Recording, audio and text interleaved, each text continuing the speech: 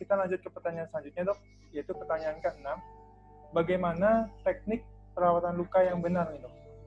Nah, ini pertanyaan yang klasik ya. Jadi pada prinsipnya luka itu kan terjadi karena kerusakan jaringan kulitnya rusak, kemudian jaringan di bawah kulitnya rusak. Bahkan kalau lebih dalam lagi bisa merusak tendon, otot, dan bahkan tulang menjadi infeksi. Berdasarkan teori dan pengalaman kita bekerja sebagai dokter selama ini, yang pertama tentu orangnya harus disehatkan. Tapi kalau gula darahnya tinggi harus dinormalkan. Yang kedua fokus kepada lukanya. Nah, luka itu harus dipastikan tidak ada infeksi. Yang pertama. Karena luka yang infeksi itu akan meningkatkan kadar gula darah dan susah sembuh juga. Karena kalau luka infeksi berarti tahapnya masih diinflamasi terus belum bisa proliferasi. Karena tahap proliferasi itu menunggu selesainya inflamasi. Nah, oleh karenanya harus dijaga supaya tidak ada infeksi. Nah, sumber infeksi ini banyak. Bisa lukanya kotor, kena debu, kena cairan kotor, atau ada kuman-kuman di situ. Nah, prinsipnya bagaimana supaya tidak ada sumber infeksi? Biasanya dokter melakukan irigasi, jadi diberikan larutan NaCl, dilakukan sebersih-bersihnya. Kalau saya bercandanya itu bersih pangkat 3. Jadi bersih, dan bersih. Gitu. Jangan sampai ada tertinggal jaringan yang mati, jangan sampai ada tertinggal kotoran di situ, jangan sampai ada tertinggal kuman-kuman. Makanya disemprot dengan cara sebersih-bersihnya. Tapi itu kan nggak menjamin, itu kan mata manusia. Nah, untuk menenangkan hati kita dan pasien, kita bisa bantu kasih antiseptik, misalnya di situ dikasih sufrato, itu biasanya gitu, kasih sufrato atau di situ. Jadi semua itu dilakukan untuk menjaga supaya luka itu tidak infeksi. Sebab kalau lukanya infeksi, hampir dipastikan tidak mungkin akan sembuh. Nah, supaya bisa sembuh, maka harus dipastikan tidak ada infeksi. Nah, yang kedua, luka itu harus dijaga kelembabannya. Kelembaban yang terlalu tinggi atau terlalu rendah itu mengganggu fungsi sitokin. Seperti diketahui bersama, sitokin ini regulator yang mengatur proses regenerasi jaringan.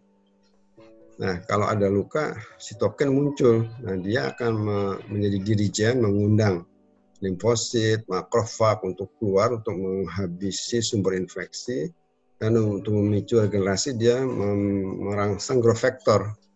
Nah, kalau kelembabannya nggak cukup, itu sitokin nggak bisa bergerak, nggak bisa kerja optimal. Akibatnya growth factor juga nggak bisa keluar dengan lancar. Oleh karenanya selain tidak infeksi, luka harus dijaga untuk tidak lembab, tidak terlalu lembab, tidak terlalu kering. Kalau kita bisa menjaga supaya luka tidak ada sumber infeksinya dan luka terjaga kelembabannya, itu sangat positif terhadap penyembuhan luka dengan catatan pasiennya sehat. Ini pasiennya sehat itu artinya kadar gula darahnya normal, proteinnya cukup, vitamin C-nya cukup. Nah itu. Jadi sederhana aja perawatannya. Satu, memastikan tidak ada infeksi. Kedua, memastikan kelembaban yang cukup pada luka itu. Yang ketiga, memastikan tidak ada faktor-faktor negatif terhadap penyembuhan luka.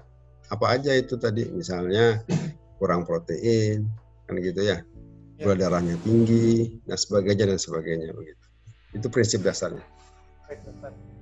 Mungkin ini dok, untuk menjaga kelembapan itu, nah mungkin ada pertanyaan gini dok, lukanya ini harus ditutup atau dibuka dok sebetulnya? Gitu mungkin pertanyaannya. Nah ini pertanyaan yang bagus. Tentu kita sebagai dokter mempunyai ilmu anatomi.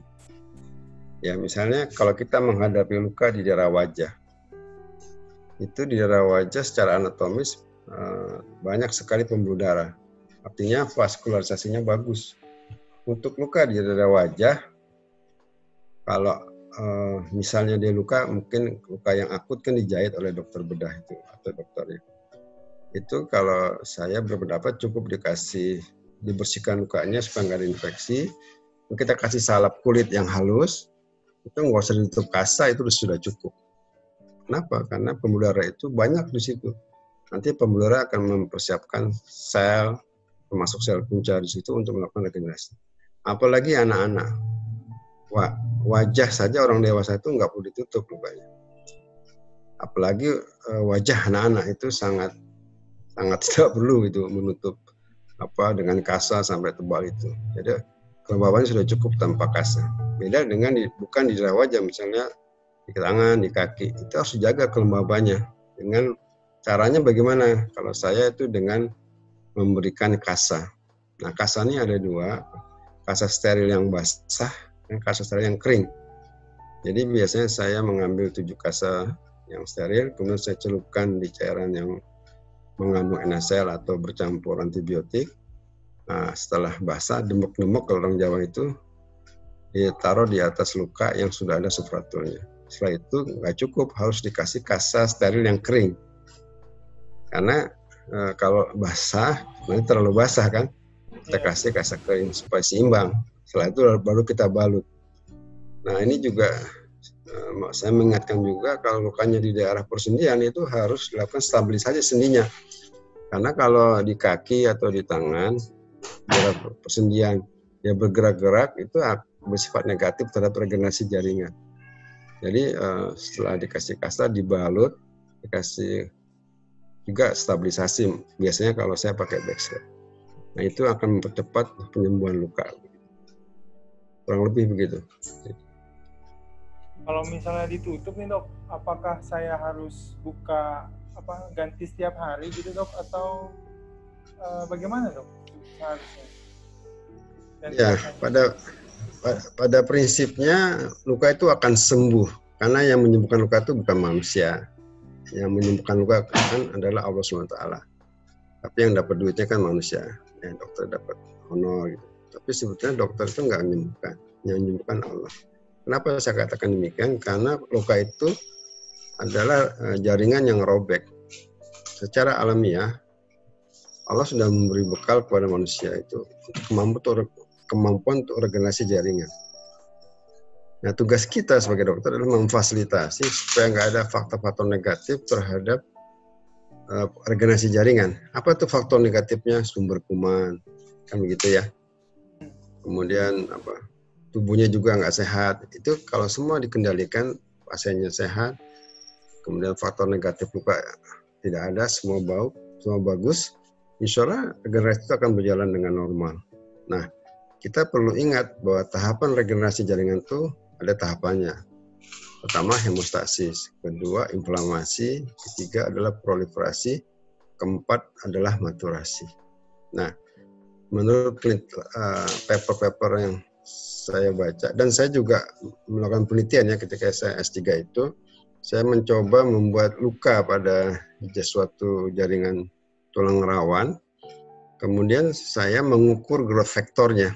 Itu agak pekerjaan yang sulit sebetulnya itu. Kita mengukur memeriksa growth factor.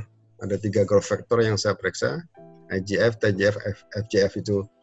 Nah, ternyata growth factor itu munculnya tidak di hari pertama. Jadi dia itu munculnya di hari ke-7. Nah, belakangan saya tahu kenapa begitu, karena menunggu inflamasi selesai.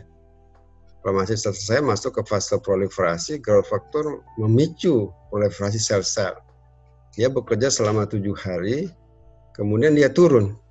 Itu juga suatu karunia Allah juga ya.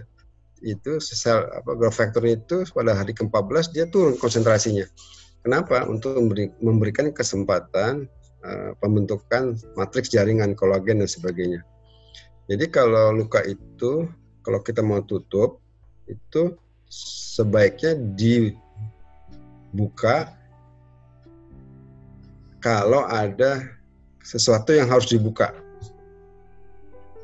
Misalnya apa? Misalnya terjadi produksi cairan yang berlebihan, itu kita harus buka. Walaupun baru 2 hari juga, kalau udah basah, banjir gitu, ya kita buka gitu. Tapi kalau normal-normal aja, kering, lembabnya cukup, biasanya saya buka hari ke-7. Hari ke-7, kenapa?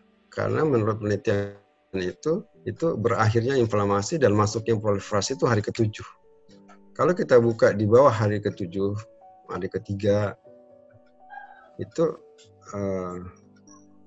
belum terjadi belum selesai itu inflamasinya. Biarkan saja inflamasinya selesai secara alamiah, nanti masuk di hari ke-7. Kita membuka belutan itu apa sih tujuannya? Untuk memeriksa apakah kita bekerja on the track.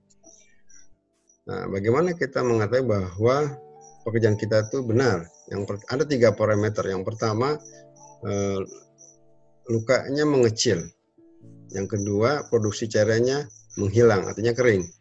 Yang ketiga, muncul regenerasi. Jadi membuka balutan itu sebetulnya tidak rutin, tetapi itu adalah suatu kebutuhan seorang dokter untuk menilai apakah proses penyembuhan luka itu on the track, artinya regenerasinya normal. Saya pribadi pernah merawat luka ketika gempa di Padang itu 1 bulan itu saya biarkan karena kesibukan ya. Kalau saya buka gipsnya itu lukanya sembuh dengan sempurna. Itu membuktikan ya walaupun tidak dibuka. Ya. Jadi balutannya tidak dibuka, saya kembali lagi sebulan kemudian itu sudah sembuh sempurna. Jadi luka yang besar menjadi tertutup semua. Itu membuktikan bahwa regenerasi jaringan itu dia berjalan secara alamiah tapi sebetulnya atas izin Allah juga ya berjalan terus. Jadi kita sebetulnya tugas dokter itu hanya memfasilitasi supaya proses regenerasi itu berjalan secara baik. Itu tugas kita. Jadi kita menjamin faktor-faktor negatif itu hilang, yang muncul faktor positif supaya regenerasi berjalan. Itu tugas kita. Nanti dia akan sembuh sendiri insya Allah. Itu pendapat saya begitu. Ya, gitu ya sahabat sehat. Jadi betul-betul nih teknik perawatan luka ini bukan soal yang yang main-main gitu ya. Jadi memang betul-betul harus betul prosedurnya, tekniknya harus betul supaya lukanya berjalan sesuai dengan prosesnya. Karena kalau salah ya nggak sembuh-sembuh, akhirnya infeksi terus berulang dan seterusnya gitu ya dok ya. Betul. Jadi sedikit saya minta waktu. Saya ingin menekankan bahwa luka itu tidak bisa dianggap sepele, tidak dianggap sebelah mata, karena dia harus dipahami sebagai suatu proses regenerasi jaringan. Di situ berperan sel, di situ berperan growth factor, di situ berperan scaffold, ya media untuk regenerasi jaringan. Jadi itu ketiga faktor itu saling berinteraksi sehingga memungkinkan terjadi regenerasi jaringan yang sempurna. Ketika kita gagal memahami proses luka ini, maka kita akan gagal juga merawat luka itu, maka lukanya tidak akan sembuh. Kalaupun sembuh itu bukan karena faktor dokternya, itu karena memang proses yang natural yang Allah kasih kepada manusia supaya dia sembuh begitu. Ya baik, oke. Begitu teknik perawatan luka dicatat dengan baik, sahabat sehat. Nah kita lanjut ke pertanyaan 7, yaitu mengenai komplikasi nih dok. Jadi komplikasi apa aja yang ditimbulkan jika